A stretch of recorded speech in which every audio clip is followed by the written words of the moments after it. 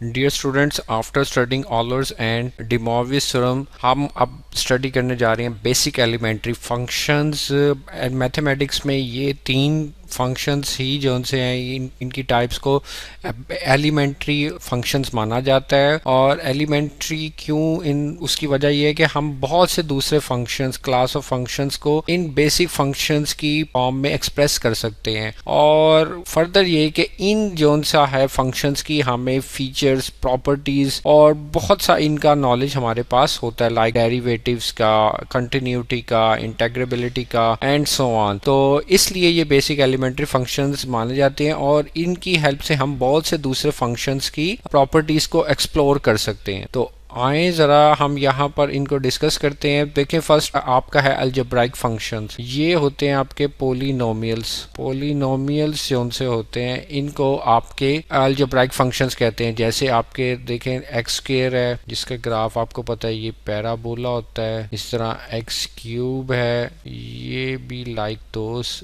इस तरह होता है। और आपका सिंगल एक्स है तो ये एक स्ट्रेट लाइन होती है bisecting first and third quadrant and so on. तो इनके कॉम्बिनेशन आप ऐड कर दें तो ये a x square plus b x plus c, ये एक क्वाड्रेटिक, ये भी अलजेब्रिक फंक्शन होता है। और इसी तरह आप जो सा है यहाँ पर दूसरे भी डिस्कस कर सकते हैं। कोई भी एन डिग्री पोलिनोमियल जो सी आप लेते हैं, a n x n plus a n minus one x n minus one plus so on चलते जाएं आप, a two x square plus a one x plus a not.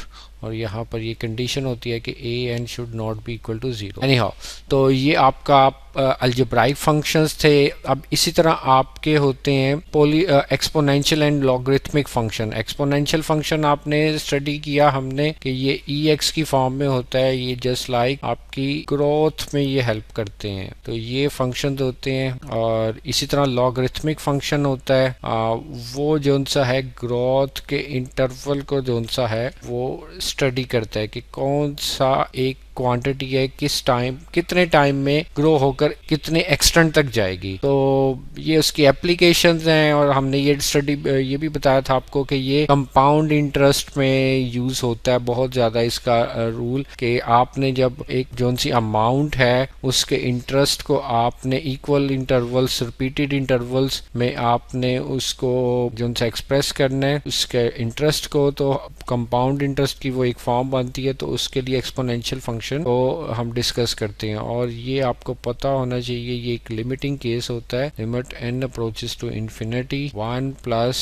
1 over n। तो ये एक आपके पास फॉर्म है एक्सपोनेंशियल फंक्शन की। और इसी तरह आपके ट्रिग्नोमेट्रिक फंक्शंस तो होते ही हैं, और जैसे आपका साइन एक्स है, कोसाइन एक्स है और tan x है, और इनके रेसिप्रोकल और इनके इन्वर्स फंक्शन। तो ये आपके पास sin x का ग्राफ है, ये आपके पास cos x का ग्राफ है। और इन फंक्शंस के ग्राफ्स आपको जो सा है वो एलिमेंट्री जो फंक्शंस हैं, इसी तरह आपको इनके ग्राफ्स भी हर वक्त जहन में होने चाहिए। और ग्राफ से आप बहुत से फंक्शंस के फीचर्स को एक्सप्लोर कर सकते हैं। बहुत सी चीज़ें जो आपके पास होती हैं अननाउन, जो उनसे क्वांटिटी किसी भी केस में कोई अगर हमने इवैल्यूएट करना है इंक्रीजिंग डिक्रीजिंग, तो ग्राफ से हम बहुत क्विकली उनके जो उनसे हैं फीचर्स को एक्सप्लोर कर सकते हैं। तो आए ज़रा अब हम यही चीज़ों को रियल वैल्यूज से उठाकर हम आप कम्प्लेक्स की तरफ मूव करेंगे। तो